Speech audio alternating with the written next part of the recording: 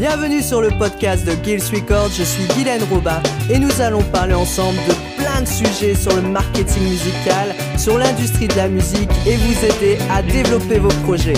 Feel free. Les musiciens ont de plus en plus le contrôle de leur musique. Il n'y a plus besoin d'intermédiaire pour diffuser sa chanson, communiquer avec ses fans. Les musiciens indépendants peuvent gérer leur communication, leur visibilité et gérer tous leurs revenus. Alors justement, la question est comment toucher des revenus lorsqu'on est artiste indépendant ?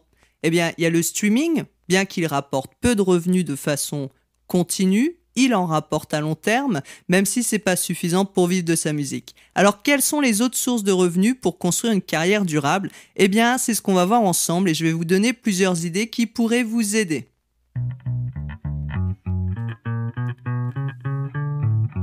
Il y a tout d'abord le CD. Même si vous pouvez penser aujourd'hui que la vente physique c'est terminé, eh bien pas du tout. Il faut savoir que la vente de CD représente encore aujourd'hui 50% des ventes musicales. Et ça redécolle récemment tout ce qui est physique, on en parlera après avec le vinyle. Les CD, ça reste un générateur de revenus pour tout musicien. Et où est-ce qu'ils se vendent le mieux ? Lors des concerts, bien sûr. Alors c'est sûr qu'en ce moment c'est un peu plus compliqué avec la période actuelle, mais voilà, le CD reste un élément important de votre merchandising. Le public adore en plus avoir sa petite dédicace sur un beau support physique. Il faut prendre soin d'en faire un objet design visuel et pas se limiter comme beaucoup d'artistes indépendants à faire un truc cartonné pas très beau. Voilà, c'est vraiment un moyen de vendre votre musique, votre univers musical et puis les fans aiment bien à la fin des concerts venir discuter avec vous autour de ce produit. Ensuite, il y a le vinyle. Parce que le public aime les beaux objets et lorsqu'ils aiment la musique d'un artiste, ils veulent avoir cet objet. C'est presque un objet de collection. Alors c'est certes plus coûteux qu'un CD, mais vous pouvez par exemple le réserver pour faire des offres de vente exceptionnelles ou des packaging par exemple. Les téléchargements digitaux, alors eux, leur popularité est plutôt en baisse, mais ça reste comme le CD un moyen de revenu à ne pas négliger sur le long terme.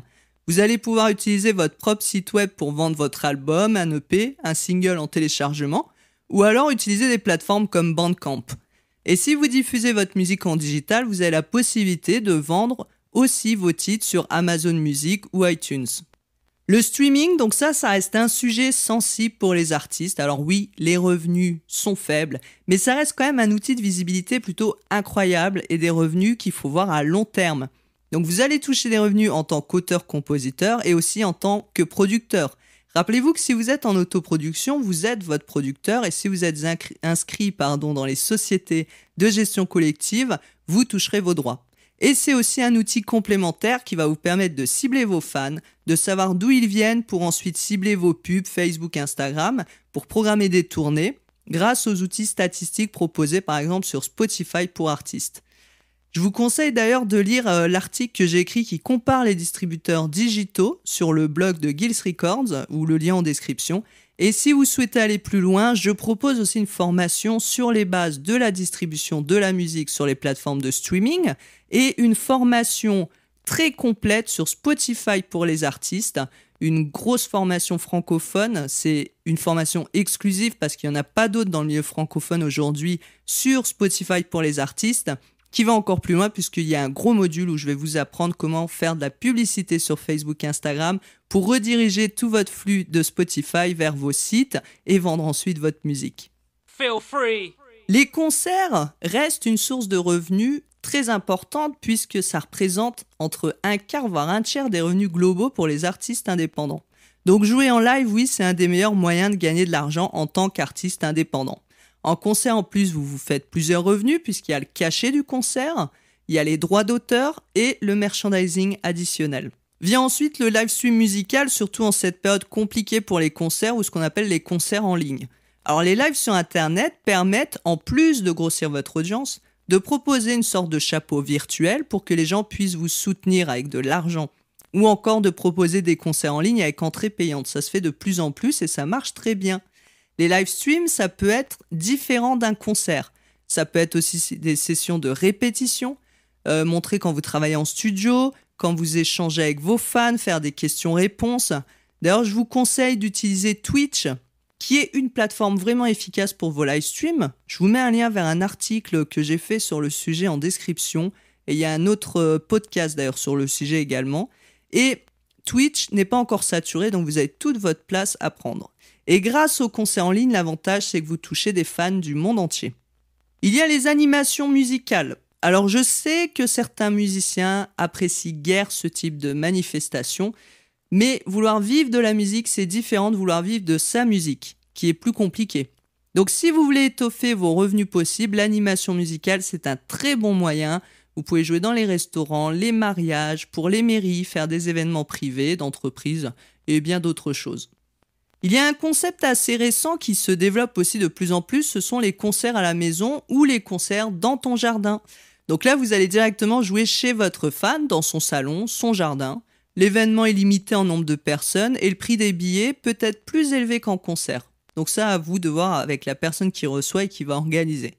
En plus, vous avez en bonus la possibilité de vendre votre merchandising et de grossir encore une fois votre fanbase. Un flux de revenus supplémentaire à ne pas négliger, surtout lors de vos concerts, c'est le merchandising physique. Et puis il y a aussi le merchandising numérique.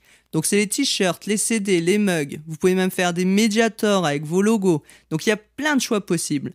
Vous pouvez même faire une boutique en ligne gratuitement, avec des produits imprimés à la demande, lors de la commande comme sur Teespring.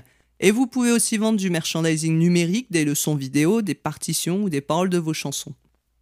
Une source de revenus idéale pour couvrir le budget de production de votre prochain album, single ou EP, c'est le crowdfunding ou le financement participatif. Donc ça, il faut le voir comme un moyen de créer une relation avec des fans et pas seulement un moyen de faire de l'argent.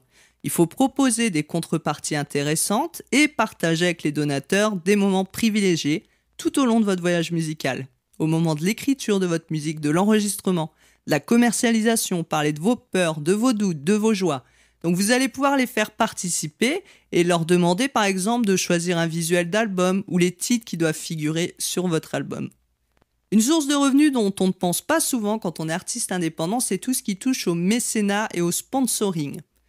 Alors Wikipédia donne comme définition du mécénat que le mécénat désigne le fait d'aider et peut-être par la suite promouvoir des arts et des lettres par des commandes ou des aides financières privées, que le mécène soit une personne physique ou une personne morale. Ça veut dire que le mécène, celui qui vous fait des dons, peut être une personne de tous les jours ou une entreprise. Beethoven utilisait le mécénat, Léonard de Vinci vivait du mécénat. Les gens riches à l'époque payaient ces artistes pour qu'ils créent leur art. Et c'était un moyen de gonfler aussi l'ego de la personne riche et de s'entourer d'artistes. Aujourd'hui, c'est un très bon moyen pour eux de réduire une part de leurs impôts. Mais ça ne concerne pas que nos chers amis d'une certaine catégorie sociale. Tout fan peut vous soutenir sous forme d'abonnement mensuel, que ce soit de 1 € au chiffre de son choix, pour vous permettre de continuer à créer votre musique. Et ça reste du mécénat. En échange, vous allez lui donner accès à par exemple tout votre contenu discographique, des accès privés pour des musiques ou vidéos, des rabais sur votre merchandising ou pourquoi pas des concerts exclusifs ou privés. Et vous avez pour ça à votre disposition des sites comme Tipeee ou Patreon qui vont vous permettre de mettre en place ce mécénat. Vous pouvez aussi trouver des mécènes plus importants comme des grosses entreprises suivant votre début de notoriété. Ça peut être comme une association qui va se faire subventionner en parlant de la marque qui va financer. Si vous êtes adhérent à des sociétés de gestion collective comme la SACEM, la DAMI, la SPPF, vous allez pouvoir toucher des revenus dès que votre musique est diffusée, utilisée et jouée en concert. Donc c'est ce qu'on appelle les redevances des droits d'auteur et droits voisins. Vous avez également les redevances mécaniques pour toute musique achetée, CD, vinyle ou téléchargement. Certains artistes touchent leurs revenus aussi du placement de leur musique ou ce qu'on peut appeler la synchronisation musicale. Donc si vous arrivez à placer votre chanson dans un film, une publicité, une émission de télé, vous allez récupérer les droits de licence, en plus des droits d'auteur. Donc l'utilisateur va payer généralement le droit de licence pour l'utilisation de l'enregistrement et le droit de licence ou de synchronisation pour les revenus des auteurs, compositeurs et éditeurs. Dès que votre musique est utilisée dans une vidéo YouTube et que cette vidéo est monétisée, donc ça veut dire qu'elle va diffuser des annonces publicitaires pour récupérer de l'argent, donc c'est ce que font les YouTubeurs par exemple, eh bien YouTube va vous verser une partie si vous détenez les droits de la musique. Donc ça va inclure les vidéos de votre chaîne et les vidéos qui utilisent votre musique en dehors de votre chaîne. Donc généralement, ce sont les distributeurs numériques qui vont recueillir directement les revenus et vous les reverser. Et lorsque vous êtes adhérent à la SACEM, à la SPPF, à la DAMI ou d'autres organismes, Eh bien, ils peuvent vous proposer des aides et des financements pour vous aider dans votre développement de carrière. Vous trouverez sur un site que je vous mets en description toutes les aides existantes et conditions pour y avoir accès. Pour gagner des revenus supplémentaires, vous pouvez aussi proposer vos talents de chanteur ou d'instrumentiste pour des studios qui cherchent des musiciens de studio ou des choristes par exemple pour d'autres artistes. Vous pouvez également essayer de jouer avec d'autres groupes pour des animations musicales par exemple. Beaucoup d'intermittents du spectacle, de musiciens sous le régime de l'intermittence, jouent dans plusieurs groupes pour faire des animations. Si vous êtes auteur-compositeur, vous pouvez aussi chercher des artistes et leur proposer des chansons ou chercher des collaborations pour coécrire des musiques. Donc il y a des plateformes comme SoundBetter, WeCompose, GetASound qui vont vous permettre de proposer vos compétences d'artiste au service d'autres personnes. Vous pouvez aussi avoir des cahiers des charges de personnes qui cherchent des compositions sur mesure pour des marques, pour des jingles, des voix off, musique institutionnelle, enfin le choix ne manque pas. Si vous êtes indépendant avec votre home studio, vous pouvez proposer en plus de votre activité de musicien des services de mixage et de mastering si vous maîtrisez le domaine. Ou encore pourquoi pas de faire des arrangements ou des prises de voix dans votre studio. Comme pour la composition, vous trouverez des appels d'offres sur des sites comme Moja Audio ou SoundBetter.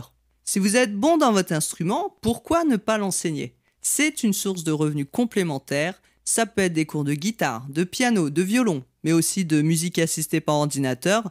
Vous pouvez donner les cours en présentiel ou en ligne, voire les vendre directement sur votre site web.